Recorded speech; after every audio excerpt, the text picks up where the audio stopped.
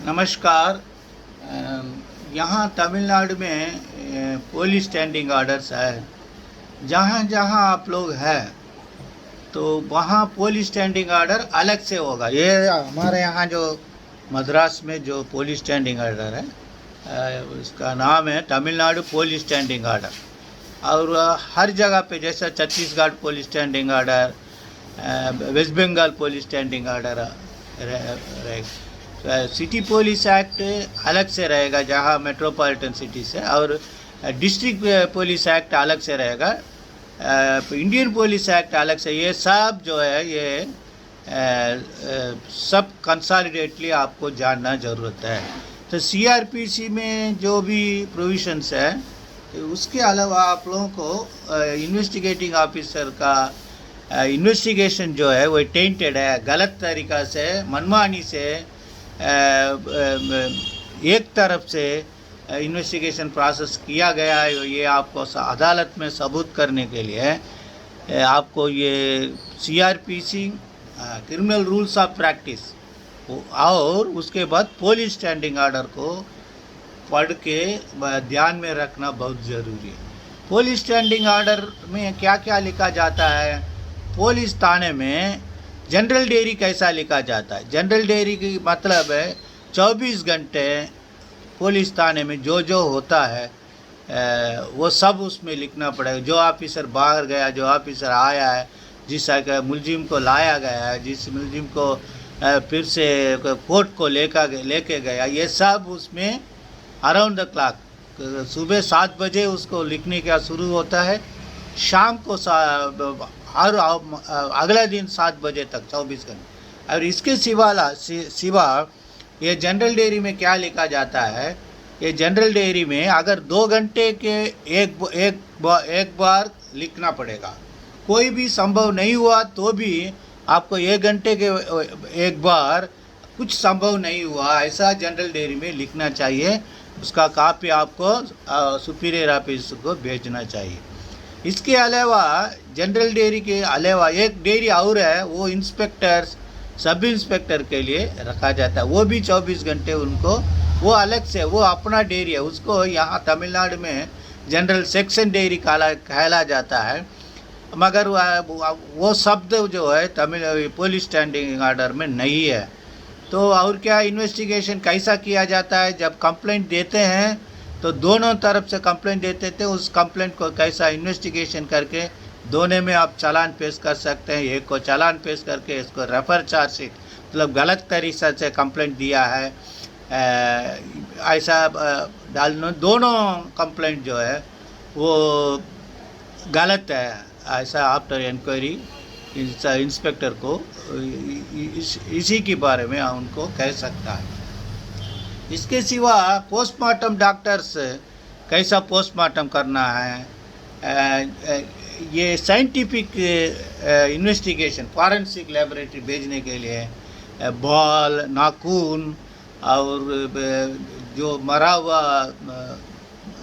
Body से खून कैसा निकाला जाता है, पोस्टमार्टम कंडक्ट होते वक्त कैसा उनको मदद करना चाहिए, सब कुछ उसमें लिखा है। रोड एक्सीडेंट में कैसा करना चाहिए, ये सब पुलिस स्टैंडिंग ऑर्डर में लिखा गया है। हमारे यहाँ से वो पुलिस स्टैंडिंग ऑर्डर, वो धारा जो है वो आपके यहाँ से मैं पे, उसके बाद कोई अगर ये मीडिया ऑब्जर्व किया है जो वो पुलिस स्टैंडिंग ऑर्डर अपने अपने शहर की, अपने अपनी प्रांत की मुझे भेजेंगे, तब मैं उसको ध्यान से पढ़ के मैं आपको और कुछ इस सब्जेक्ट में ध्यान दे सकता हूँ। नहीं तो ये तमिलनाडु का रेफरेंस जो है वो आपको मदद नहीं कर सकता है। तो बाद में ये पुलिस स्टैंडिंग ऑर्डर में और क्या है, ये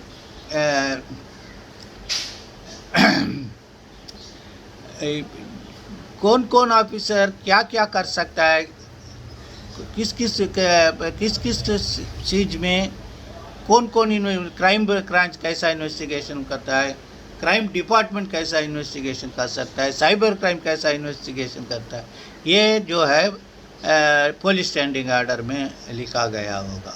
तो आपको उनको आपको पढ़ना। First information report cognizable offence है तो कैसा लिखा जाता है, नॉन कॉग्निजेबल ऑफेंस है तो कैसा लिखा जाता है, उसकी तरीका भी लिखा सकते। 172 CRPC केस डायरी है, उसके बारे में पुलिस स्टैंडिंग ऑर्डर में क्या है, फॉर्म्स लिखा 70, अपने यहाँ फॉर्म 74, 72 केस डायरी 76, ये सब कुछ जो है आपको सबको सीखने से आपको क्या, जब इन्वेस्टिगेटिंग ऑफिसर बॉक्स में खड़ा होके अपना इन्वेस्टिगेशन के बारे में कहता है तो आप उनके इस चीज़ में आप पूछ सकता है। 172 CRPC केस डायरी में क्या क्या लिखना ज़रूरत है वो सब जो है वो पुलिस स्टैंडिंग ऑर्डर में लिखा गया। तो इसलिए जो क्रिमिनल रूल्स ऑफ प्रैक्टिस में क्या लिखा होगा, क्रिमिनल रूल्स ऑफ प्रैक्टिस में कोर्ट कितने बजे खुलता है, कौन कोर्ट में बैठ सकता है, एडवोकेट का मेमो ऑफ अपीयरेंस कैसा डाला जाता है, एक साथ 5-6 मुलजिम है, उस मुलजिम में एक मुलजिम जो है दूसरे मुलजिम के लिए केस डिफेंड कर सकता है, और वारंट, प्रिजनर्स वारंट कैसा, प्रोडक्शन वारंट कैसा लिखा दर्ज किया जाता है, how to issue prisoners production warrant, वो मुलजिम के लिए प्रोडक्शन वारंट इशू कर सकते हैं, और गवाही के लिए भी कोई जिसको कोई गवाही है वो अगर किसी केस में जेल में है उनको प्रोडक्शन करने के लिए प्रोडक्शन वारंट दिया जाता है। वारंट कैसा दिया जाता है, वारंट कैसा अरेस्ट किया जाता है।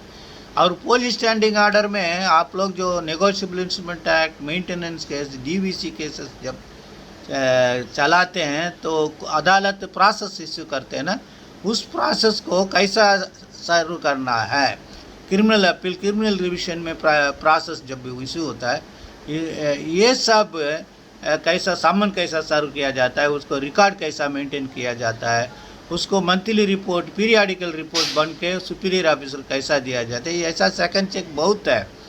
जब तक आप इससे इनके बारे में नहीं जानते हैं तो आप कैसा मतलब क्लाइंट को मदद करेंगे। तो जब ऐसा हुआ है कि आपने सामान थाने में दिया, सामान जारी नहीं हो रहा है, तो आप उस पुलिस स्टैंडिंग ऑर्डर जिसमें डायरेक्शन दिया है तो और इंडियन पिनल कोड में एक धारा है उसके मुताबिक ये लीगल अथॉरिटी, जुडिशियल मजिस्ट्रेट जब ऐसा डायरेक्शन दिया है पुलिस स्टैंडिंग ऑर्डर मुताबिक is bound to obey that, वो नहीं किया है, इसलिए उनको प्रोसिक्यूशन करने के लिए एक आध वकील धैर्य से केस डालेंगे जब ये सिस्टम जो है बराबर आएगा। बहुत ऑफिसर जो है जब डिपार्टमेंट आने के बाद ये सब भूल जाते हैं, ट्रेनिंग में जो जो सीखा गया है वो सब भूल के अपनी मनमानी से गलत व्यवहार, इलीगल बिजनेस को इनकरेज करके कामा के तो अपनी काम चलाते हैं। फिर भी मेरी कहने के अनुसार 75% जो पुलिस ऑफिसर्स है कुछ भी करके दिखाना चाहता है, तो जब भी वो यूनिफॉर्म वर्दी पहनता है तो वो अपने आप को गर्व महसूस करता है, उस पुलिस ऑफिसर ज़रूरत कुछ कर सकता है। तो उसको इनकरेज करने के लिए ये मेरिट रिलेटेड पॉइंट्स बना के कोई भी को प्रमोशन देना पड़ेगा out of order if investigation बराबर ठीक से किया है। तो ये सब आपको जानना पड़ेगा। तो CRPC में कल में आपको सब कुछ कह दिया है, तो फिर वो चार्जशीट फाइलने के बाद 202 इंक्वायरी ये सब कैसा होगा, और उसके बाद आप लोगों से मुझे ये प्रोसेस ऑफ ट्रायल्स उसके बारे में मैं आपको बात करना चाहूँगा। First number 1 summon case, number 2 warrant case, number 3 sessions case. तो इसमें फिर से एक भेदभाव क्या है, summon case by police report, summon case by public servant, summon case by private party. Like that warrant case में भी ऐसा है, वारंट केस में भी है क्या है, warrant case by police report, warrant case by private complaint. That private complaint includes public servant.